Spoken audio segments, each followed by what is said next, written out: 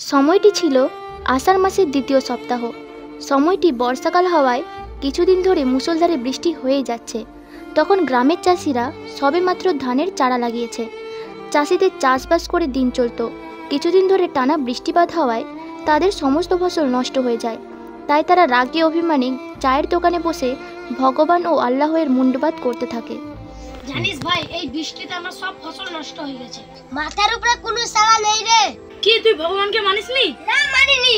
তুই বল, যদি ভগবান থাকতে বৃষ্টি থেকে আমাদের ফসল নষ্ট হয়ে যেত, তাহলে কি আমাদের ভগবান নাই? এই নিয়ে তাদের মধ্যে বাড়ে তর্ক বিতর্ক এবং এক পর্যায়ে হাতাহাতির উপক্রমে পৌঁছয়। ঠিক সেই সময় ওখানে একজন সাদা শাড়ি পরা বৃদ্ধ মহিলা এসে উপস্থিত হয় এবং বৃদ্ধ মহিলাটি তাদের কাছ থেকে কিছু খাবার চায়। বাবা আমাকে কিছু খেতে দাও। বুড়িমা, এই বৃষ্টিতে তো আমাদের খেতে পারিনি, তোমাকে কি খেতে দেব? যাও যাও বুড়িমা, এখন খাবার নাই।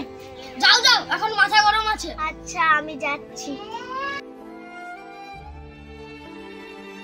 ও বুড়ি, তোমার ঘর কথা? আমার ঘর যেতাবি হোক, তোদের জেনে লাভ কি?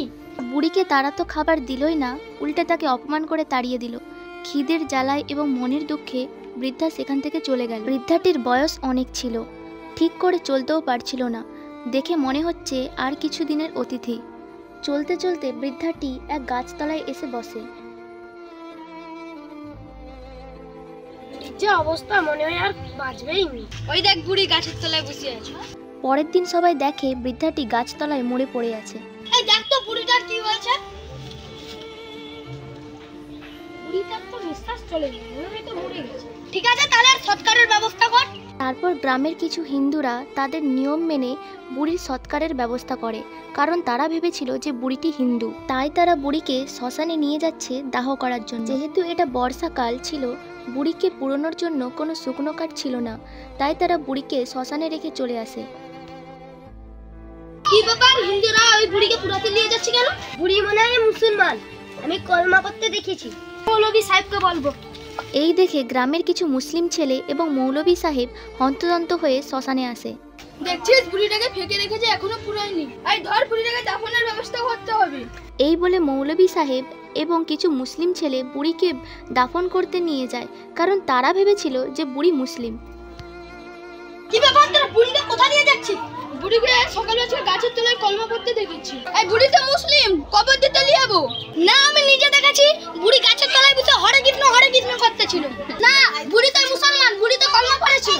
না, বুড়ি হিন্দু, হরে কৃষ্ণ বলতেছিল, একা পুরানো হবে। বুড়ি মুসলিম, না হিন্দু, না বুড়ি মুসলিম, না হিন্দু, মুসলিম, না হিন্দু, মুসলিম।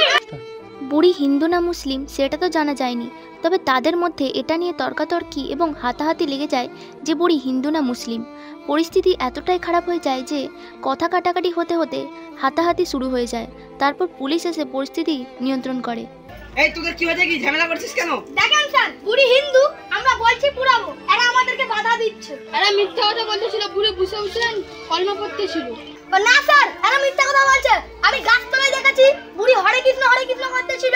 সত্যি কথা বলতে আমি দেখেছি বুড়ি হিন্দু। না স্যার, বুড়ি মুসলিম। না স্যার, হিন্দু। না স্যার, মুসলিম। না বুড়ি হিন্দু, না মুসলিম। না বুড়ি হিন্দু, মুসলিম। না বুড়ি হিন্দু, মুসলিম। আরে ও মানুষের বাচ্চারা, আমি তো বেঁচে আছি। আমি তো দেখতেছিলি তোরা মানুষ না অমানুষ। এই ভিডিওটি দেখে আপনারা কি শিক্ষা পেলেন? যে মানুষ হিন্দু হোক বা মুসলিম, আমাদের একটাই ধর্ম, মানবতা। আমাদের ভিডিওটি ছিল কোনো ধর্মকে উদ্দেশ্য করে নয়, আমাদের উদ্দেশ্য সমাজকে একটি ছোট্ট মেসেজ দেওয়ার এবং বাস্তবতাকে তুলে ধরা।